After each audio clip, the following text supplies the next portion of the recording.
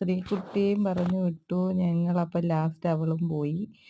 അത് കഴിഞ്ഞ് ഞാൻ തിരിഞ്ഞു നോക്കിയപ്പോൾ എന്താ ആള് കയറി ഇരിപ്പുണ്ട്, പോകാമോ എന്നുള്ള. പിന്നെ അവനെയും കൊണ്ട് ബാത്റൂമിലോട്ട് പോയി.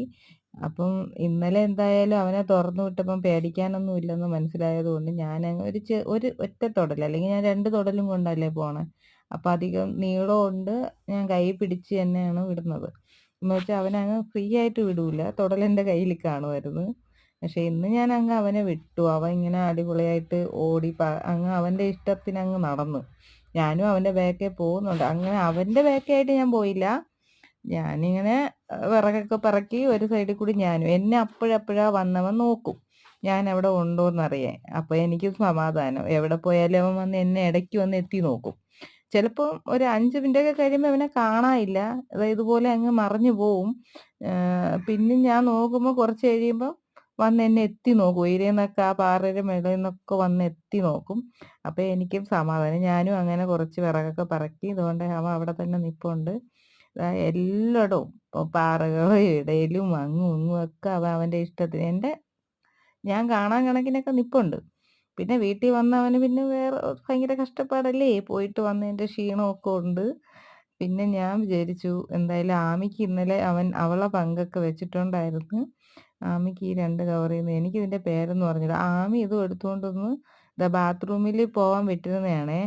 അപ്പോൾ അവിടെ കൊണ്ടുവന്ന് അവൾ വെച്ചിട്ട് വേറെ വല്ലതും ഉണ്ടെങ്കിൽ താന്ന്. പിന്നെ ഞാൻ ഈ ബിസ്ക്കറ്റ് പോലത്തെ എന്തോ ഉണ്ടായിരുന്നല്ലോ, അത് കൊടുത്തു. അത് ഭയങ്കര ഇഷ്ടമായിട്ട് വീണ്ടും വീണ്ടും മേടിച്ച് കഴിച്ചായിരുന്നു. പക്ഷേ മറ്റേ ആ തടി പോലെ ഇരുന്ന സാധനം നമ്മൾ ഗുണ്ടു കഴിച്ചെങ്കിലും ആമിക്ക് അത്ര ഇഷ്ടപ്പെട്ടില്ല. പിന്നെ കുറച്ച് കഴിഞ്ഞപ്പോൾ അവൾ ചെന്നിരുന്ന് അതിനെ കടിച്ചടിച്ച് കഴിക്കണുണ്ട്. നമുക്കത് വലിയ നഷ്ടമായിപ്പോയി. ബിസ്ക്കറ്റ് വല്ലതും വാങ്ങിയാൽ മതിയായിരുന്നു. 100 രൂപ 3 കഷ്ണം. നമ്മൾ വിചാരിച്ചേ വെറുതെ ഇങ്ങനെ മെസ്സേജൊക്കെ ഓരോരുത്തർ ഇടുന്ന കണ്ടപ്പം ഇങ്ങനെ കടിച്ച് കളിക്കാനുള്ള എല്ല് പോലത്തതാണെന്നാണ് കരുതിയത്. പക്ഷേ അത് പെട്ടെന്ന് മുറിഞ്ഞ് കഴിക്കാനൊക്കെ പറ്റുന്നതാണ്. പിന്നെ ഞാനും അമ്മയും കൂടി വൈകുന്നേരമായപ്പോൾ നാമത്തിന് പോയി. ഇതെൻ്റെ ചേച്ചിയുടെ വീട്ടിലായിരുന്നു. നമുക്ക് ഇവിടുത്തെ അയ്യപ്പ ക്ഷേത്രത്തിൽ നിന്ന് 10-20 കൊല്ലമായി നമ്മൾ ഈ ഭവന പ്രാർത്ഥന വയ്ക്കും. ക്രിസ്ത്യാനികളൊക്കെ വയ്ക്കും പോലെ നമ്മളെ നാമം ആഴ്ചയിൽ ഒരു ദിവസം നമ്മൾ ഏതെങ്കിലും ഒരു വീട്ടിൽ പറയും. അങ്ങനെ പോയി. ഇന്ന് എൻ്റെ ചേച്ചിയുടെ വീടായിരുന്നു. അങ്ങനെ അങ്ങനെ അതൊക്കെ കഴിഞ്ഞു. ഞാനും അമ്മയൊക്കെ കുറച്ച് സ്നാക്സും ചായയൊക്കെ കുടിച്ചിട്ട് നേരെ വന്നപ്പോൾ ചേട്ടൻ എനിക്കൊരു 8ൻ്റെ പണി തന്നു.